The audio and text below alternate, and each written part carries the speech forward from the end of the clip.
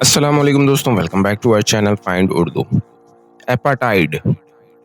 ایپاٹائڈ کا مطلب ہے نسلی تفریق، گورا کالا فرق۔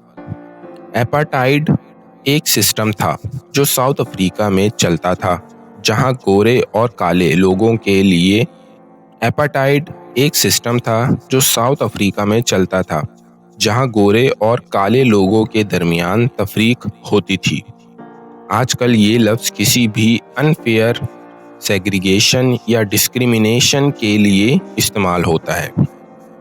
ایپارٹائڈ in South Africa ended in the 1990s۔